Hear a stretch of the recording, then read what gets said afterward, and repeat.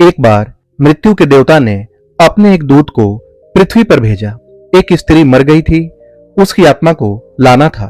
आदेश पाकर देवदूत आया, लेकिन वहां जाकर वह बेहद चिंता में पड़ गया, क्योंकि 3 छोटी छोटी लड़कियां, वो भी जुड़वा, एक अभी भी उस मृत स्त्री के स्तन से लगी है। एक चीख रही है, एक रोते रोते सो गई है। उसके आंसू उसकी आंखों के पास सूख गए हैं। 3 छोटी जुड़वा बच्चियां बेसुध और स्त्री मर गई है। कोई देखने वाला नहीं है। पति पहले मर चुका था, परिवार में और कोई भी नहीं है। इन 3 छोटी बच्चियों का क्या होगा? उस देवदूत को जब ये ख्याल आया तो वह बेहद दुखी मन से खाली हाथ वापस लौट गया और बिना उस स्त्री की आत्मा को लिए ही अपने धाम पहुंच गया। उसने जाकर अपने प्रधान देवता से कहा कि मैं न ला सका उस स्त्री की आत्मा, मुझे क्षमा करें, लेकिन आपको वर्तमान स्थिति का पता नहीं है। 3 जुड़वा मासूम बच्चियां हैं, छोटी छोटी, दूध पीती। एक अभी भी मृत मां के स्तन से लगी है। एक रोते रोते सो गई है, दूसरी अभी चीख पुकार रही है। हृदय मेरा ला न सका। क्या यह नहीं हो सकता कि इस स्त्री को कुछ दिन और जीवन दान दे दिया जाए? कम से कम ये बेसहारा लड़कियां थोड़ी बड़ी हो जाएं, क्योंकि इस दुनिया में अब उन्हें कोई देखने वाला नहीं है। मृत्यु के देवता ने उसकी बातों को ध्यान से सुनकर गुस्से में कहा, अच्छा तो तू बड़ा समझदार हो गया है। उस व्यक्ति से भी ज्यादा जिसकी मर्जी से मौत होती है, जिसकी मर्जी से जीवन होता है, जो पूरी दुनिया का मालिक है, तो तूने अपने जीवन में आज पहला पाप कर दिया है और इसकी तुझे सजा मिलेगी। और सजा यह है कि तुझे पृथ्वी पर वापस जाना पड़ेगा और जब तक तू 3 बार अपनी मूर्खता पर न हंस ले तब तक वापस यहां न आ सकेगा। वह देवदूत राजी हो गया दंड भोगने के लिए, लेकिन फिर भी उसे लगा कि सही तो मैं ही हूं और तब अपनी मूर्खता पर हंसने का मौका कैसे आएगा। उसे लगा कि यह शायद असंभव है। उस देवदूत को वापस पृथ्वी पर फेंक दिया गया। वहीं पास में ही जहां देवदूत बेसुध पड़ा हुआ था, एक मोची सर्दियों के दिन करीब आने के कारण कुछ रुपए लेकर अपने बच्चों के लिए गर्म कपड़े और कंबल खरीदने शहर जा रहा था। उसने राह के किनारे एक नंगे आदमी को पड़े हुए ठंड में ठिठुरते देखा।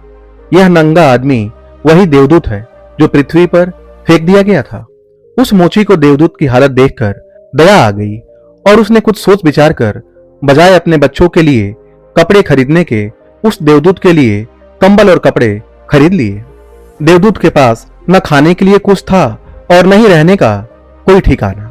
उस पर तरस खाकर मोची ने कहा कि तुम मेरे साथ मेरे घर चलो और अगर तुम्हें देखकर मेरी पत्नी नाराज भी हो जाए तो बुरा मत मानना, क्योंकि बच्चों और परिवार के कपड़े खरीदने के पैसे मैंने तुम पर खर्च कर दिए। इसे जानकर पत्नी जरूर नाराज होगी, लेकिन फिर सब कुछ दिनों में ठीक हो जाएगा। उस देवदूत को अपने साथ लेकर मोची घर लौटा, लेकिन न तो मोची को देवदूत की सच्चाई का पता था और न ही उसकी पत्नी को। जैसे ही देवदूत को लेकर मोची घर में पहुंचा, उसकी पत्नी एकदम पागल हो गई, बहुत नाराज हुई। मोची के घर के माहौल को देखकर देवदूत पहली बार हंसा। उसे हंसते देख अचरज में मोची कहा, हंसते क्यों हो, बात क्या है? देवदूत ने गंभीरता से कहा, मैं जब 3 बार हंस लूंगा तब सब बता दूंगा, लेकिन फिलहाल मुझसे कुछ मत पूछो। दरअसल देवदूत पहली बार इसलिए हंसा क्योंकि उसने देखा कि इस मोची की पत्नी को पता ही नहीं है कि मोची एक देवदूत को अपने घर लाया है, जिसके आते ही घर में हजारों खुशियां अपने आप आ जाएंगी और उनके सारे गम दूर हो जाएंगे।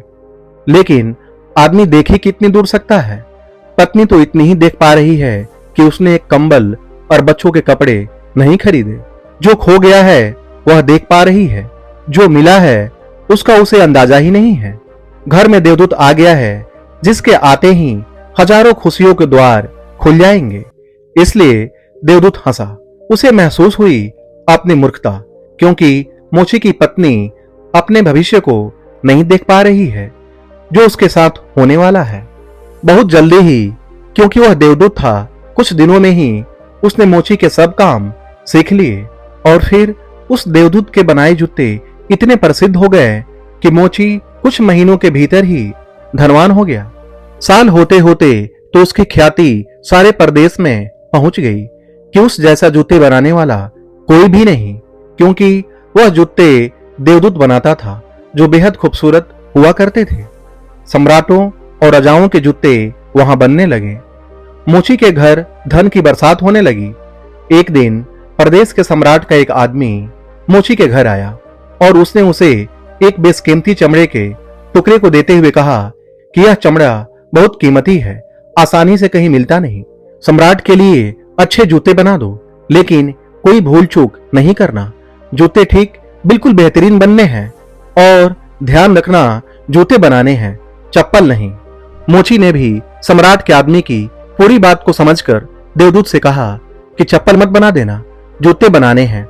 स्पष्ट आज्ञा है और चमड़ा इतना ही है।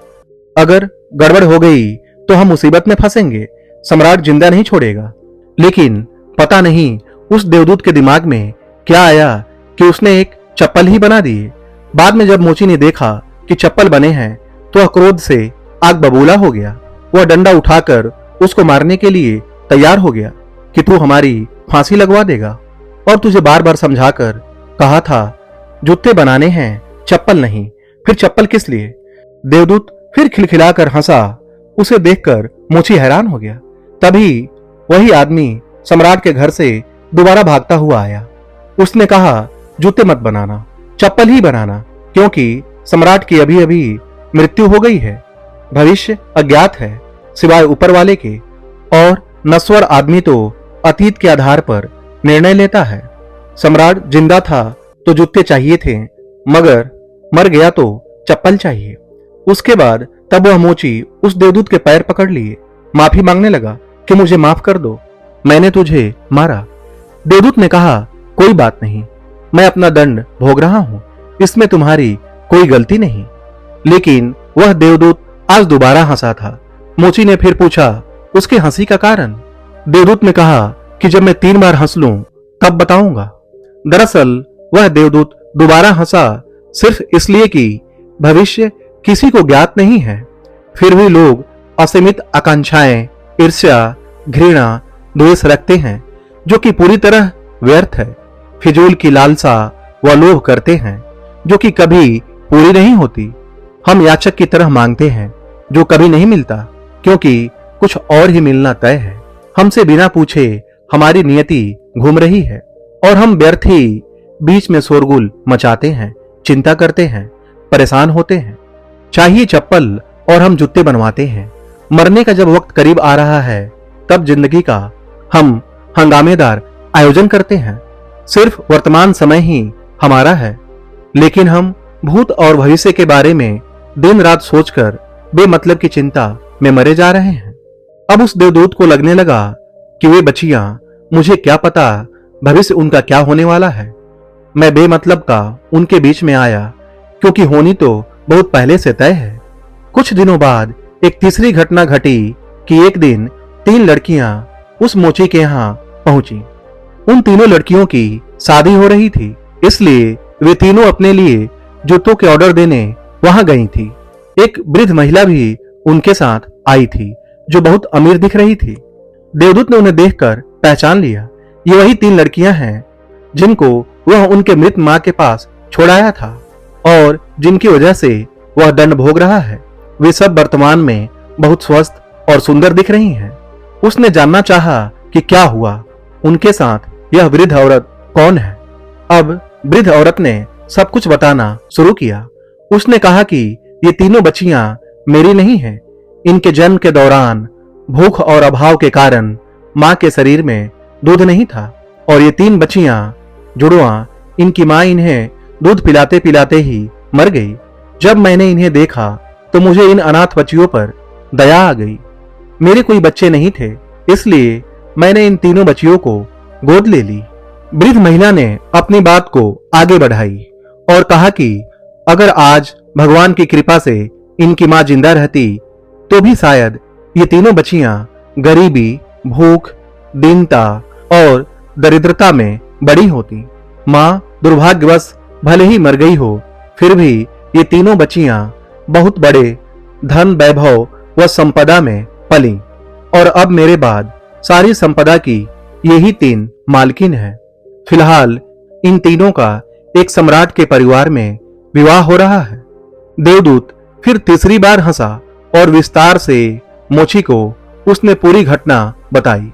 उसने कहा, भूल मेरी थी, नियति बड़ी है और हम उतना ही देख पाते हैं जितनी समझ है, लेकिन जो कभी नहीं देख पाते बहुत बृहद विस्तार है उसका। मैं अपनी मूर्खता पर 3 बार हंस लिया हूं। अब मेरा दंड पूरा हो गया और अब वापस जा रहा हूं।